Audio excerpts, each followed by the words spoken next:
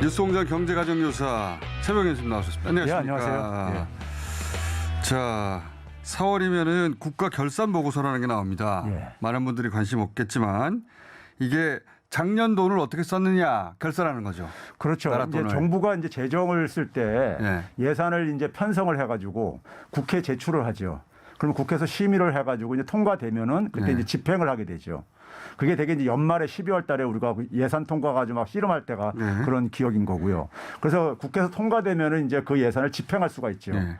그래서 1년 동안 쓴 거를 이제 그러니까 결산하는 거예요. 제대로 그러니까 썼는지 안 썼는지. 작년에 어떻게 썼냐 예. 이겁니다. 그거를 예. 이제 그러니까 정부에서 먼저 자체적으로 심의를 해가지고 예. 심의가 끝나면 국회에다 최종 넘겨가지고 그 결산을 이제 승인을 받으면은 한 해 살림이 이제 마무리가 되는 겁니다. 자, 그런데 예.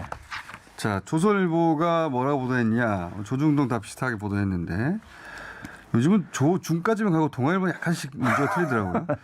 조선일보는 이제 똑같은 논조인데 항상 해왔듯이 국가 부채가 2,000조 처음 돌파했다. 문재인 정부에서 763조의 국가 부채가 늘었다. 나라가 망하는 거죠, 지금.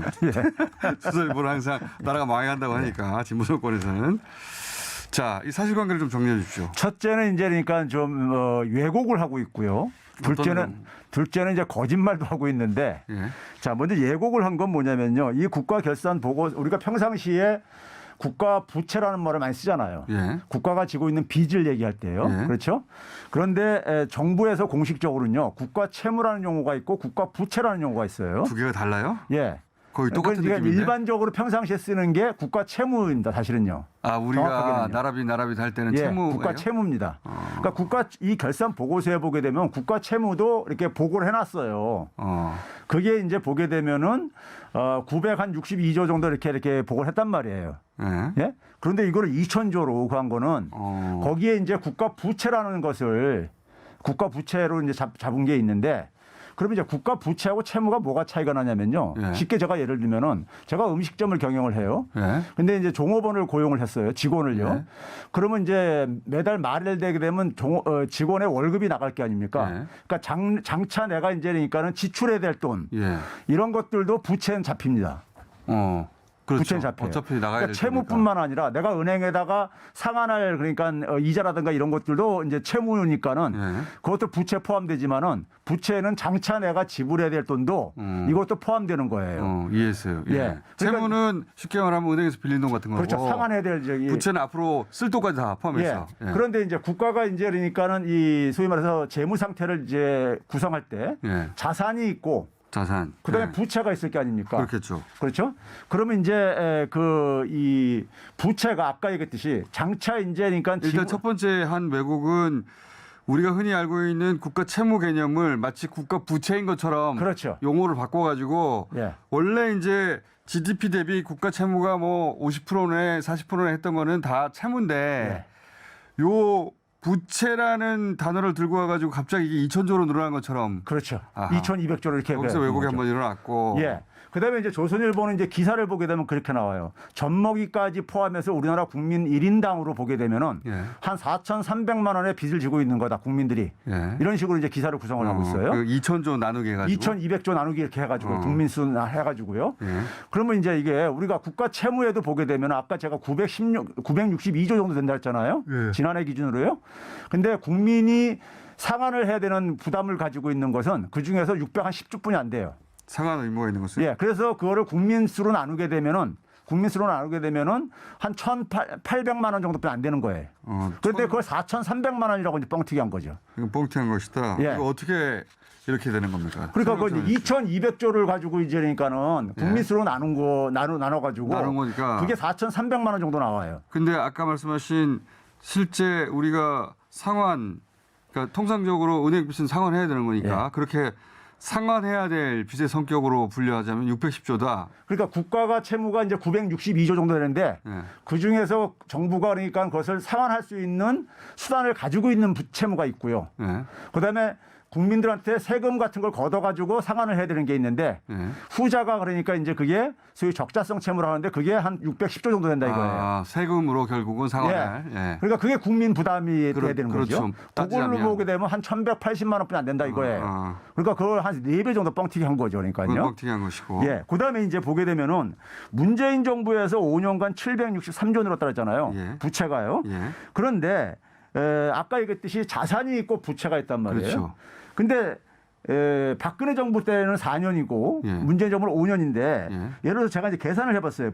문재인 정부 때는 그러니까는 자산 한 95조 연 95조 정도 증가했어요. 자산이. 예. 근데 부채가 한 133조가 증가하다 보니까 자산보다 부채가 훨씬 많이 증가했죠. 한 40조요. 그러네요. 그렇죠? 네. 그러다 보니까 순자산이 마이너스 한 매년 한 37조씩 발생한 거예요. 줄어든 거예요, 그러니까요. 순자산이. 근데 문재인 정부에서는 이 순자산이 매년 그러니까 한 23조씩 증가를 했어요. 그 얘기는 결국 뭐냐면 자산이 훨씬 더 많이 증가한 거죠. 부채보다. 아니 이게 그 말씀 듣고 보니까 예. 결국은 빚이 얼마냐만 예. 따지면 안 되고 그렇죠. 내 재산이 얼마냐 이게 더 그렇죠. 중요하잖아요. 예. 내 재산이 충분해서 그 빚을 쉽게 갚을 수 있으면 빚이 2배 늘었는데 자산은 3배 늘었어. 그럼 문제가 안 되잖아요. 그러니까 순자산을 봐야 되는 거잖아요. 그러니까 빚은 0.5 늘었지만 내 자산은 마이너스야. 그러면 문제가 되는 것이고. 근데 지금은 요 자산은 안 보고 요 빚만 보고 있는 것인데다가 이 빚을 뻥튀기 해놨다. 그렇죠. 아, 나쁘다. 더군다나 지난해 1년이 팬데믹이잖아요. 예. 팬데믹 1년 상황 속에서 순자산을 643조나 증가시켰어요. 문재인 정부에서요. 그러니까 그 관점에서 보자면 나라 살림이 더 탄탄해진 거 아닙니까? 그렇죠. 근데 지금 여기서 자산의 개념도 빼고 채무를 부채로 부풀린 다음에 나라 빚이 어린애까지 합쳐서 1인당 4,300만 원씩 빚더미를 떠안게 됐다라고 조선일보가 그렇죠. 쓰고 있는 거 아니에요? 그렇죠. 이제 의도가 나쁜 거죠. 그렇죠. 진짜 나쁜 거다. 그래가지고 그 얼마 전까지만 이거 몰라서 이렇게 했을까요? 알죠. 알고 했지. 왜 그러냐면 정부 자료에 다 이게 제가 하는 얘기가 다 나와 있는 얘기예요. 그렇겠죠. 그러니까 일반 국민이 채무하고 부채의 차이를 모르는 걸 이용을 해가지고 악용을 하는 거죠. 모르죠. 예, 악용을 하는 똑같은 거죠. 뜻 같아요. 부채와 채무. 예. 거기다가 이제 우리가 아까 제가 이제 종업원 월급까지 비유를 했잖아요. 종업원한테 한 달에 월급을 주지만은 종업원이 한 달 동안 나한테 수입을 만들어 주잖아요. 그 세금을 내죠. 돈을 벌어주잖아요. 돈을요. 네, 그렇죠. 그것이 수입이 자산에는 포함이 안 돼요. 정부 개정에는요. 왜 사전적으로 알 수가 없으니까 얼만큼 이게 들어올지 모르니까요. 예. 그러니까는 이 부채도 그러니까는 실질적으로 보게 되면은 더군다나 뭐냐면 2092년까지 장차 지불할 돈들이 한 절반 정도가 포함되어 있는 거예요. 소위 국민연금 충당 부채라는 게. 2092년. 예, 이사까지. 까지 나갈 돈의 절반 정도 이 안에 포함되어 그렇죠. 있어요. 그게 부채 포함되어 있는 거예요. 무슨 얘기인지 알았어요. 예, 그거를 마치 지금 당장 갚아야 될 돈인 것처럼 그것도 뻥튀기 한 다음에 그리고 자산이 더 늘어서 부채가 설사 늘었다는 데 문제가 안 되는데 자산 는 거는 빼버리고 거기다 문재인 정부에서 굉장히 이게 탄탄해진 것을 굉장히 그러니까는 정부의 살림이 그러니까 플러스가 됐다는 거 아닙니까? 정부의 그러니까 자산을 늘려가지고 넘겨주는 거예요 지금요. 박근혜 정부 때 마이너스로 곤두박질 치던 거를. 박근혜 정부 때 연평균 마이너스 37조였던 것을 그렇죠. 문재인 정부 때 플러스 23조로 바꾼 거예요. 연평균 플러스 22조로 바꿔서 나라 살림을 탄탄하게 만들어서 넘겨주고 있는데 조선일보는 이제 1인당 4,300원씩 빚더미를 떠안고 그렇죠. 있다고. 빚더미 정부를 물려주고 있다고 이런 식으로 얘기죠. 거짓말이지. 이렇게 하면 안 되지. 그렇죠. 근데 항상 이래왔죠. 예.